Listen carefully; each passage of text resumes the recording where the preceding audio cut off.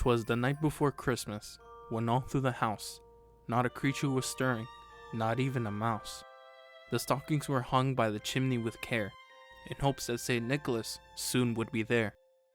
The children were all nestled, all snug in their beds, while visions of sugar plums danced in their heads. And Mamma in her kerchief, and I in my cap, had just settled our brains for a long winter's nap. Without on the lawn there arose such a clatter, I sprang from my bed to see what's the matter. Away to the window I flew like a flash, tore open the shutters and threw up the sash.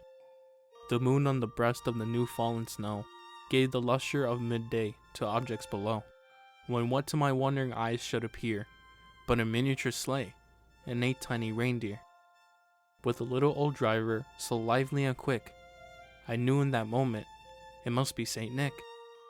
More rapid than eagles his coursers they came, and he whistled and shouted and called them by name. On Dasher, on Dancer, on Prancer and Vixen, on Comet, on Cupid, on Donner and Blitzen, to the top of the porch, to the top of the wall, now dash away, dash away, dash away all. As dry leaves that before the wild hurricane fly, when they met with an obstacle, mount to the sky, so up to the housetop the coursers they flew, with the sleigh full of toys, and St. Nicholas too. And then in a twinkling I heard on the roof the prancing and pawing of each little hoof. As I drew in my head and I was turning around, down the chimney St. Nicholas came with a bound. He was dressed all in fur, from his head to his foot, and his clothes were all tarnished with ashes and soot.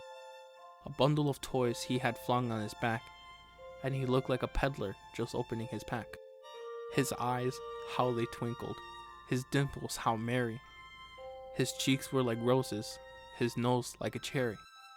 His droll little mouth was drawn up like a bow, and the beard of his chin was white as the snow.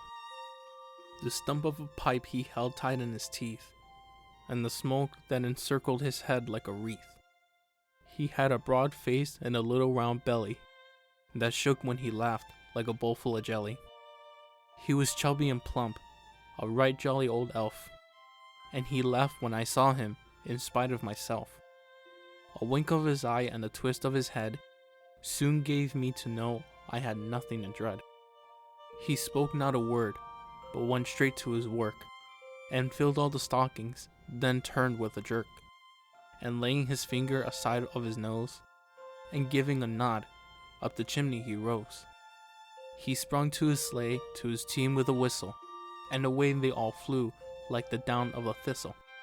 But I heard him exclaim, ere he drove out of sight, "Happy Christmas to all, and to all a good night."